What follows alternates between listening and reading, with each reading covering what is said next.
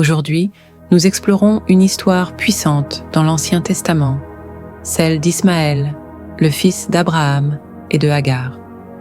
À travers cette lecture, découvrons ensemble la place unique qu'Ismaël occupe dans la Bible et les enseignements qu'il nous apporte. Abraham et Sarah sont avancés en âge et n'ont pas encore d'enfants. Sarah propose donc à Abraham d'avoir un enfant avec sa servante Agar.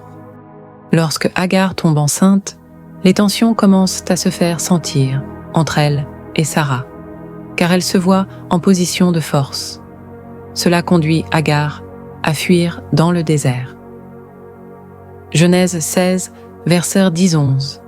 L'ange de l'Éternel lui dit : « Je multiplierai ta postérité, et elle sera si nombreuse qu'on ne pourra la compter. » L'ange de l'Éternel lui dit : « Voici, tu es enceinte, et tu enfanteras un fils, à qui tu donneras le nom d'Ismaël, car l'Éternel t'a entendu dans ton affliction. » Ainsi, Ismaël naît et devient le premier fils d'Abraham.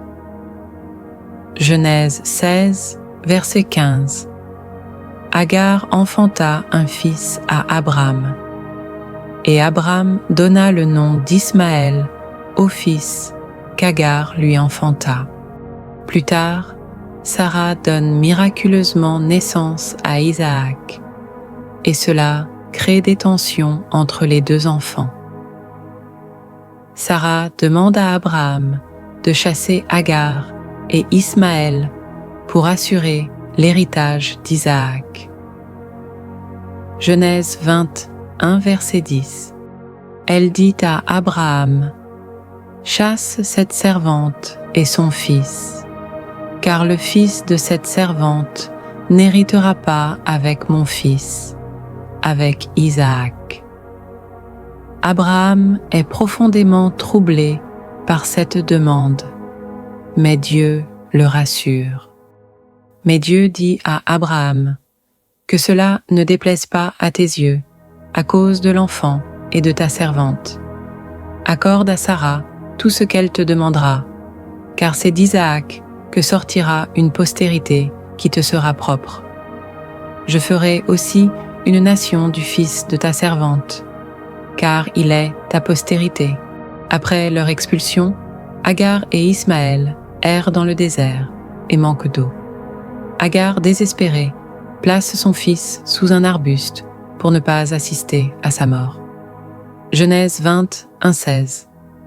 Elle alla s'asseoir vis-à-vis, à une portée d'arc, car elle disait : « Que je ne vois pas mourir mon enfant. » Elle s'assit donc vis-à-vis de lui, éleva la voix et pleura.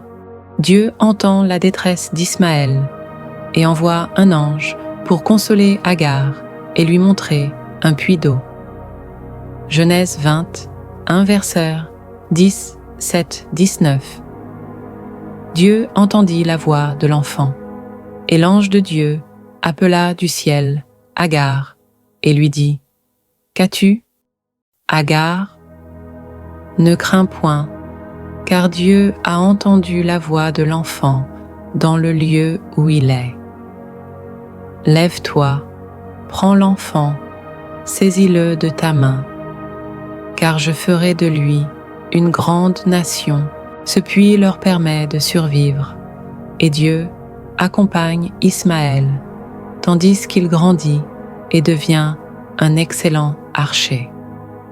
Genèse 21, verset 20. Dieu fut avec l'enfant, qui grandit, habita dans le désert et devint tireur d'arc.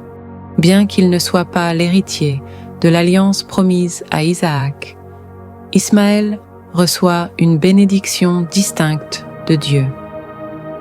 Dieu promet qu'il sera le père d'une grande nation, assurant ainsi un avenir pour sa lignée.